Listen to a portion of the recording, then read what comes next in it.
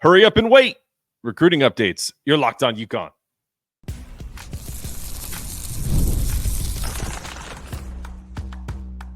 You are Locked On UConn, your daily podcast on the UConn Huskies, part of the Locked On Podcast Network, your team every day. Thanks for making Locked On UConn your first listen every day. We are free and available wherever you get your podcasts, and on YouTube as part of the Locked On Podcast Network, your team every day. A little housekeeping on my side. YouTube support has been amazing. We just went over 2,600 subscribers. I'd love to have all of my subscribers download the audio version wherever you get your podcast. It's equally as important to me and to help our Locked On UConn audience grow. So if you can do me two quick favors. First, click that little subscribe button at the bottom of your screen. Then head over to Apple, Spotify, wherever you get your podcasts. Hit that follow button. This way, you'll never miss a moment of Locked On UConn. Can't tell you how much that support means to me. It's everything. At some point, if you can give us a 5-star review, those good reviews trigger referrals for similar shows. So that means if people are interested in more UConn content, they find Locked On UConn. Today's episode is brought to you by Game Time. Download the app, create an account, use the code LOCKEDONCollege for $20 off your first purchase. Terms apply. Well, the last couple of days has really been about recruiting and who, who's going to make a difference. Why does it matter whether Dan Hurley's going after Meleek Thomas or Acaden Lewis? And the reality is that just like I've said a few times to reasonable people online, whether they're comments on the Twitter page or on YouTube, it's that whatever Dan Hurley decides, I am going to be okay with. But I'm going to give you my wish list of who I think we should go, like prioritization based off of who Dan Hurley has had in his stable of players, the type of players that I feel like these players are like, and also really just kind of my preference of the style of play of which Dan Hurley likes. So I always do this not because I have a difference of opinion with Coach Hurley or his staff. It's really anything that I ever do is kind of like thinking in terms of how they may perceive things, right? So the whole like Meleek Thomas stuff, it's really not a controversy. It's simply the same as any other work-life balance, where if you have a superior, a boss, and or it's really about almost like in the job world. Like if you are a high-level executive and you have multiple opportunities in a company that feels like they are the top of the heap, which UConn is, but in this, it's a little more, gray. But if a company feels like, hey, we've been the top place to work in such and such city for the last 10 years running, and you get a recruit or a commit, and they're kind of stonewalling you or looking for more money, that's their right, and you have every right to say, hey, we're going to move on and get a guy who may not be the same type of closer you are, but we don't have to deal with any of the stuff that we're worried about right now. Maybe we get an earlier commit from Acaden Lewis or someone else, and that's simply the only thing that I've heard. It's not a character thing. We had Tobias Bass on, who was in, I forget I don't know if he was at Peach Jam, but he was at a tournament that Meleek Thomas was kind of like praised by almost all the coaches, really kind of putting himself out there as being a team first guy. So I really don't want anyone to think that I'm going after Meleek or his team. This is just the way recruiting works, man. Also, we have to entertain the thought process that there could be bad actors out there who try to sully the name of players. So shows like mine, shows like others pick it up because, look, let's be honest. We're in the summer. We don't have a ton of stuff to talk about. Football's on the horizon, so that's going to take over the show a little bit once a week. But the passion that we have about UConn basketball to kind of talk about lineup changes when we don't know much about this team, the passion that we have about, kids that may or may not come to because we're excited about basketball and getting new players at stores. So that's really all this is about. It's wondering. It's a for instance. And no matter who we get, whether it's Acaden, whether it's Meleek, and then they're both on my wish list, we'll just see where Dan goes and where his staff goes. And the patience level, that hurry up and wait, is got to be difficult for a guy like Dan Hurley, who's always kind of wanting to be in control. I know personally, as someone that's in executive sales, the part where you've put your proposal on the table and your executive leadership staff is like, hey, where are we on that project? And you're like, well, it's in their hands. We're doing all we can to get it closed. Are you staying close with them? Yes, we're staying close. I'm sure Dan and his staff are staying close to Meleek, and maybe they're liking what they're hearing. Maybe they're not. Maybe there's some truth to that rumor that they've soured on him. Who knows? So it's definitely not about his play. I can tell you that they're enamored with. But let's get to my wish list. My wish list, and we'll go from, I think I have 2 people tied for number 2. So it's 6 players. We've offered, if we go to the actual page, and I use 24/7 Sports. I don't know, something I like them. I like On3 as well. The quote unquote outside entities, as Dan Hurley likes to call them. We offered 2, 4, 6, 8, 10, 13 players. One is already committed to Arkansas, and that's Darius Acuff. And that was one of those where we started to turn our attention to Meleek Thomas, and I think Acaden Lewis as well. So that was one of those like, hey, Darius, we offered you. We think you're a really great player, but, it's just not a fit for us. And he went to Arkansas. Congratulations to Coach Cal, right? So let's look at some of the players that we offered, right? You have Meleek Thomas, Braylon Mullins, Darius Adams, who I've heard has cooled his jets on UConn a little bit, and that's fine. I think they're high on him, but like I said, I think they're the sights are on Acaden, Meleek, AJ Dabansa. But again, I know people made, I think I had one troll make fun of the fact that I said we told AJ to kick rocks. Listen, man, if your sole purpose in college is to be featured and you are going to be the number 1 pick in the draft and you're not a team first guy the way Cooper Flagg was, we're not interested. We're just not. And that's maybe it. Listen, I am fully aware that could be a fatal flaw for Dan Hurley in terms of as time goes on, where he doesn't get the recruit that he wants because he doesn't have flex on that. But as a fan of UConn, as a fan of college athletics, I don't give a rip. I think it's fantastic. I love that he puts these kids in their place that are really just haven't done anything yet. Wow, you're the number 1 high school player in the country. Okay, and so go play in the pros for a year. And what are you worried about college? Like, I understand, like, there's a lot of exposure in NIL, but if your only goal is to get to the NBA and it's not to come play winning basketball for UConn, go play for Overtime Elite, go play overseas for a year, and then come to the NBA. Because there was the twins that got drafted by, I think, Detroit and somebody else. Then they played for one of these G League Ignite. Go play for them. There's nothing wrong with that. I have no issue. But if we're talking about college recruiting, I just have an issue with guys coming to the college for 1 year, getting theirs and then piecing out. That's not what Dan Hurley wants. Dan Hurley wanted a Stephon Castle who wanted to get exposure, and his ultimate goal was to go to the pros because he was ready. But he played team basketball for a year, and they won a national championship. So let's get to my wish list before my rant is over. But I wish AJ Dabansa the best of luck. So who's on the wish list? My number 1 wish list is going to surprise some people. It's Braylon Mullins. I think he is a prototypical Dan Hurley shooter / combo guard who can be molded into that Tristan Newton, Cam Spencer, Andre Hawkins role. When they built this offense around Jordan Hawkins initially, and then it transferred over to the Tristan Newtons, to the Cam Spencers, this is the type of player that they built it for. You could say the same thing for my number 2 player on the list, and that's Meleek Thomas. I have a tie with him and Acaden Lewis. They're interchangeable. If the reports are true, I could care less who they get, one or the 2.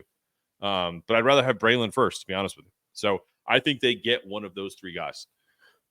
Number 3, Niko Bundalo, 6'11", can shoot it, can play great defense, needs to get in the gym and gain about 20 pounds, but he's about 6'11", 225.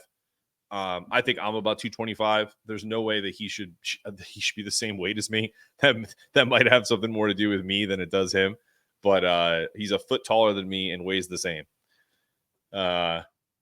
Anyway, I think that would be a fantastic pickup for Dan Hurley in the 25-26 season. Because say the same thing for my number 4 on the list, Nate Ament, 6'9", 6'10-ish, really long, great shooter, can score at every level. Like I said, needs to beef up a little bit, but he looks like an NBA player. Like the prototypical NBA player is 6'8" to 6'10". That's long, fast, can play multiple positions. There's that term again, positional versatility. That's what Dan Hurley's looking for with his bigs and his wings. He's like a skinnier version of Alex Carabin. probably an inch or two taller and a little more athletic. So Nate Ament, 5-star. I think he's top 10 in the country. That would be my number 4 on the list. We're warm with him. I don't know where that status is right now. And then Eric Reibe we're warm with him as well. He's a 4-star recruit, 7-footer, more of kind of a power forward / center, but at 7 feet, he can step out and shoot threes. I don't know if UConn's going to want him to do that, but he's kind of an Ryan Kalkbrenner type.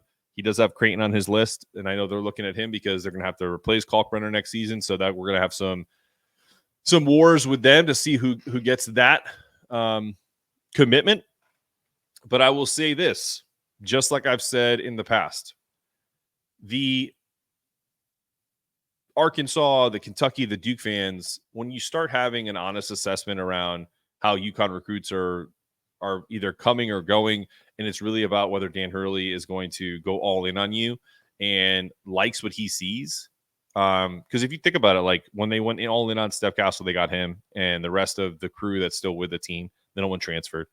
The only one I think you could maybe give him an L on is Cooper Flagg.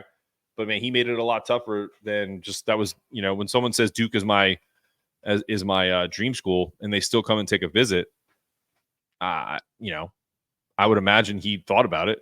It definitely wasn't a slam dunk. But all those fans that kind of talk about how, Coach Cal's coming and all this other BS, they remind me of Melo talking about recently about how his gold medals mean more than an NBA title because he hasn't won one.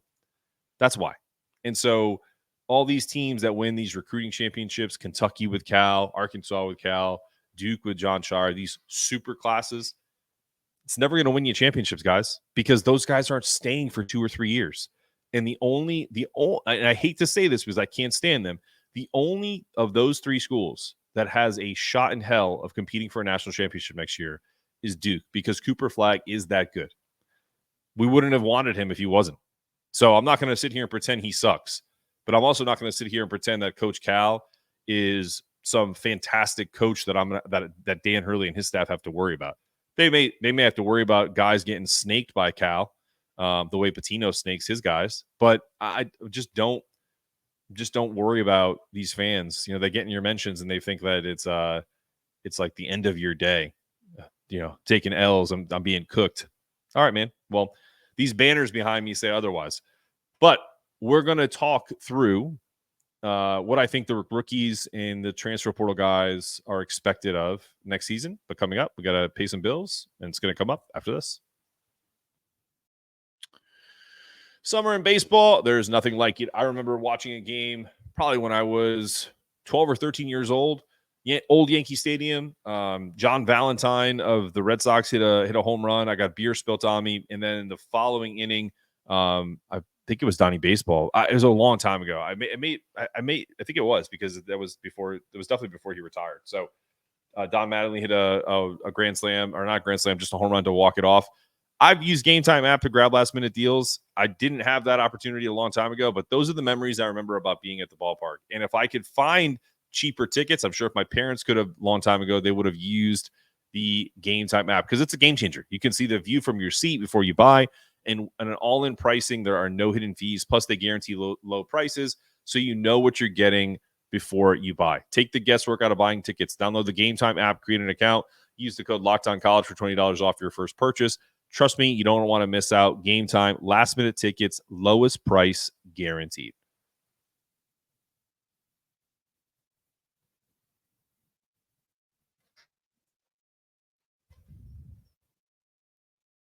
All right, you're back on Locked On UConn with your host, Mark Zanetto.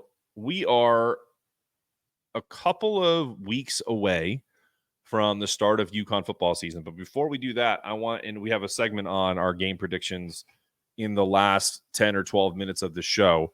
I want to talk about the new guys coming in. I'm not talking about, transfers, or not necessarily transfers. I'm not talking about the sophomores that stuck around.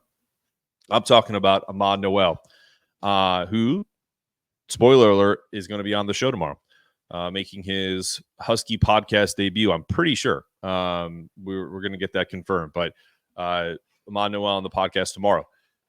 But Ahmad Noel, we have Isaiah Abraham, Liam McNeely.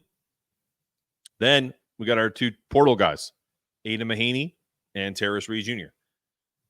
What are their expectations coming in? I think we go drill down from our 5-star from Richardson, Texas, Liam McNeely, forward, 6'7", 210 pounds.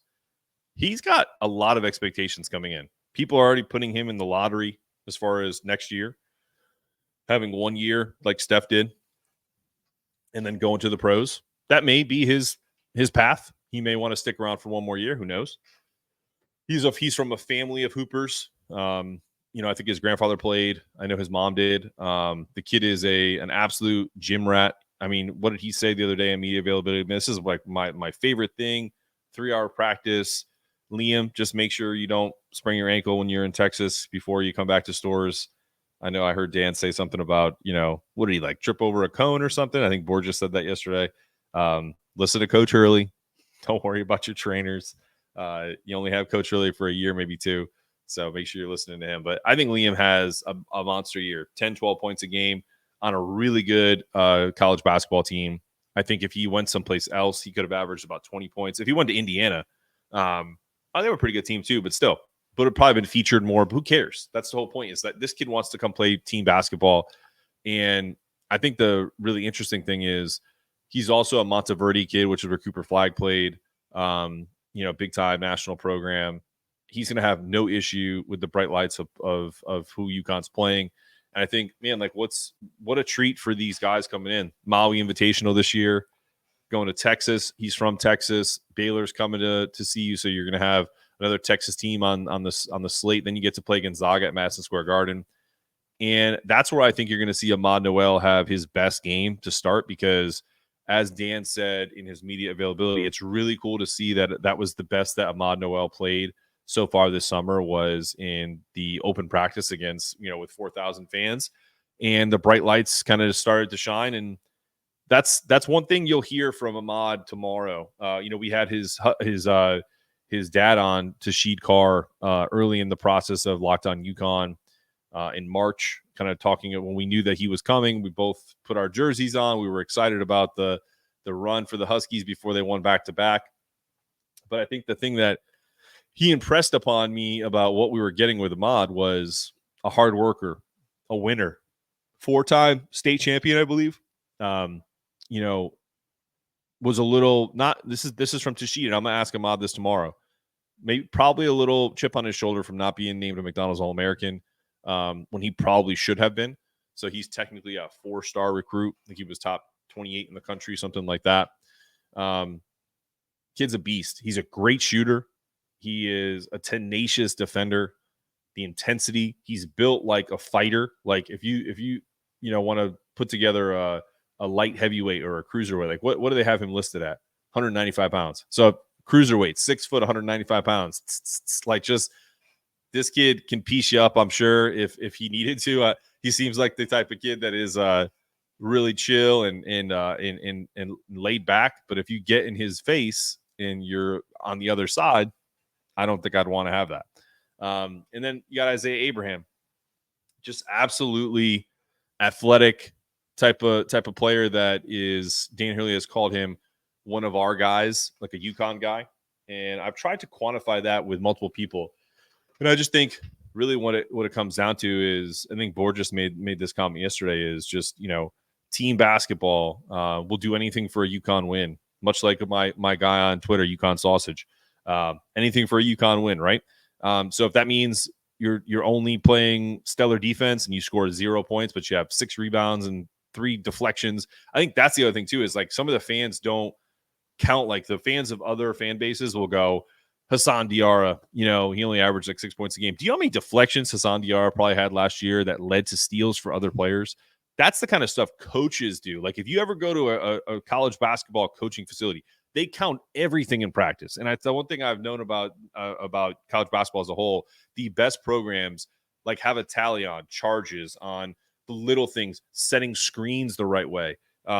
They bring in refs to kind of call the game so that you know what to expect when you play. So you're playing scrimmages. And I love the no foul calls that Dan Hurley does in the season. But I'm just saying, like, all of these, you may not see Isaiah Abraham play, 20 minutes a game this year because this team is too good and there's too many guys ahead of him. But he may creep his way in there because of what he does on the floor to affect winning plays, deflections, being in the right place at the right time, moving his feet so that he draws a charge and doesn't get a blocking call, stays out of foul trouble, uses his feet on defense, doesn't use his hands, has active hands when he needs to be, like Cam Spencer did all last year. So these are things that I expect from Isaiah Abraham, maybe to get some minutes, but we'll see. I think if Isaiah Abraham is getting minutes this year, it's only because people are hurt, so that's not a good thing.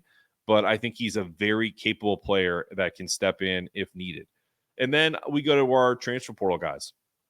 What to expect? I think you have to expect a lot of things, right? Terrace Reed is a 10.8 rebound guy from the Big Ten. He should have zero issue being that at UConn. And I know that we have a two-headed monster with Sampson, but there's going to be ample opportunity for this guy to flex his muscles, to be the type of player that we want, to be that top 30 recruit he was when he went to Michigan. And then last but not least, and also I've heard the same thing, that he's a UConn guy too. His interviews, like his media availability, he seems like a charismatic, really kind of gregarious kid. I'm really excited for him to be at UConn, St. Louis player. And then last but not least, Aiden Mahaney, who I think can be a top 10 player in the country because he's got that type of ability. He can shoot, he can pass, he's got the, Cam Spencer-esque intelligence on the court. And this is the era of the cerebral player. Being a cerebral player at this point, and that is not code for unathletic, because there are levels to athleticism. I think Aiden's a good athlete. I don't think he's like phenomenal, but he's fast. He can play, and I think he's going to show it. I think he's going to have a tougher time breaking the amount of minutes that he wants initially, but I think when the dust settles, Aiden is going to be in the starting position, and if he's not, I don't think he's going to care. He's not going to pout. He's just going to work harder. Those are my expectations. I think Aiden and Terrace are going to be huge contributors. I think Ahmad is too. And Liam is going to lead all these freshmen in scoring. I think Isaiah may correct the lineup later in the year in some of the blowout games, beginning of the year in some of the blowout games, and he's going to really impress. And let's just hope that everyone stays healthy and Dan figures out how to play all 11 of these guys. Not an easy thing. Before we get into some of the football talk, thank you for making Locked On UConn the first listen of the day. For your second listen, enjoy Locked On College Football. Spencer McLaughlin gets you ready for an exciting season on the gridiron with discussions on the upcoming season and the ever-changing landscape of college athletics, including conference realignment, the transfer portal, NIL, new college football, expanded playoffs, and more. Locked On College Football is available for you on YouTube and wherever you get your podcast, part of the Locked On Podcast Network, your team every day. All right, let's divulge some of our predictions for the outcomes of all 12 regular season games for the UConn Huskies football program coming up after this. All right, you're back on Locked On UConn with your boy Mark Zanetto here. UConn football, it's right around the corner. I wish I had my home field football box to wear right now for the first, but probably only the first kind of seat. It's not the first segment of football we've done. We did a transfer portal episode back in the summer, early summer, I should say, springish. But it's 2 weeks away, guys. 31st, we got our Football Friday show coming up on the 16th. So get used to at least a segment of football stuff as they come up. I'm excited about expectations this year. Nick Evers looks great. The quarterback room looks pretty damn good. I'll be honest, that mic'd up stuff is fantastic on UConn's page. We'll have a comprehensive football show on Friday for you starting August 16th with our guys from the TNT podcast. But the odds are in for each of UConn's regular season football games. That's the ESPN Power Index. Sorry, I'm just itching my foot and I keep itching it. I apologize. So let's take a look at this game by game, and I'll give you my prediction for the season. Game 1, at Maryland, 12 p.m. on FS1. If my wife wasn't close to giving birth, I was going to be going to this game. My uncle called me about a month and a half ago. He's going to be there. He was on the board of trustees back in the day. Probably thinking in the 2000s, 2000 to 2010. And so that dude has more hardware and rings than some of the players do. So if you see Mike Martinez in his UConn flags, tell him I said what up. Tell him I said hello. Maybe go have a drink with him. They are a huge underdog, 3 touchdowns and a 15% chance to win against Maryland. I hope they cover, but I think this is an L. So I think UConn's going to start the season 0-1 at College Park, Maryland. Let's move quickly to game 2. Home opener at the Rent. We are giving away 2 tickets to this game and a parking pass to go see this Huskies W. Yes. If they lose to Merrimack, cancel the season September 7th. Because if we start 0-2 with losing to an FCS team in Merrimack, and I'm pretty sure they're an FCS team. If they're not, I don't think they're very good either way. I think there's an 87% chance that we win this game based on their power index. It could be more. Count it as a W. UConn is 1-1. Game 3 at Duke, September 14th. Makes me sick wanting to say the name Duke. About a 19% chance of winning. Probably a 17-point dog on the road, especially if we start the year 1-1. I hate Duke with all of my heart. And so I will say UConn snags a win to go 2-1 in football and beat Duke, who has been a little yappy lately about how good they're going to be in basketball. And, you know, they got a better football team and all this other stuff. It's like, okay, guys, nothing would make me happier if UConn comes away, and they're 2-1, going back home on the 21st against Dusty May and Florida Atlantic. Just kidding. That's basketball, but they are playing Florida Atlantic. This one, according to most, is about a 50-50. In fact, I think it's 53-47 in favor of Florida Atlantic. I think UConn gets on a run and wins a 3rd straight, gets a home dog. UConn hope is alive and well through 4 games at 3-1. Game 5, another winnable game. 16.5% chance on the ESPN Power Index, on a roll. UConn is on a roll, 4-1. There's a 4-game winning streak in stores, and we're not talking about college basketball. We're talking about college football. And we're starting to stir the echoes. And Power 5 conference commissioners are banging on our door, starting to go, hey, we want you in our conference. They're starting to pay attention. Game 6. This is why a win at Duke would be an absolute game changer, because in my dream scenario of beating those elitist bastards, we go on a run now and we continue with a 5-game winning streak and beat Temple at the Rent on the CBS network. So are you ready for this? So now we're at game 7. This is essentially where we separate the men from the boys. The streak, unfortunately, comes to an end with a close loss to a Wake Forest team. I think Wake Forest is down this year. They're in my neck of the woods here. I think Wake is going to have a down year, but UConn goes to Winston-Salem, takes an early lead, but Wake's methodical offense, I know they're a fast pace, but they play kind of like, they like to think that they're like Moneyball and beating the system and all this other stuff. It's kind of corny, but whatever. Wake Forest has an opportunistic defense over the last few years. I think they, you know, with their addition in the they get guys in the transfer portal who are like 27 years old, who are just, they have the ability to make plays. Remember A.T. Perry was a guy that was a really good player for them when they got close in the to making winning the ACC title a few years back, like pre-pandemic or right around the same time. But either way, I think UConn is going to lose a close game here in Winston-Salem. UConn falls to 5-2. Game 8. You lose a heartbreaker after a 5-game winning streak, and there's an immediate letdown. We're playing against Georgia State, so that's where we're going to get a little love here. We're going to get some help. Win an ugly slugfest against a team that we should have no business being in a close game with, but we win anyway, and we're at 6-3. Now things get interesting. You're at game 10. The term bowl eligible is a term I hate more than jumbo shrimp. They get exposed against a tough UAB squad, and they fall to 6-4. A once promising start is beginning to unravel, and those same Power 5 commissioners are starting to turn the page on UConn football. But game 11, got a 30% chance of beating Syracuse, and I'm taking my chances of UConn stunning the Orange in the Carrier Dome to go 7-4 going into our last game against UMass. Game 12, it's set. Right now, if you're 7-4 going into the last game of the season and you have wins over Power 5 Syracuse, you have wins over Power 5 Duke, close losses at Maryland, close losses at Wake. No matter what happens in this UMass game, it's a successful season. But I don't want to hear that. This win is the last game against UMass is going to put the Huskies at 8-4, right in the thick of decent bowl games. I don't know what the names of the bowls are anymore. It doesn't matter. UConn is on a trajectory to be a team that can compete at a national level in football. I can't believe I just said those words. But all the things that I've heard from the coaching staff about our QB room, our tackles are solid.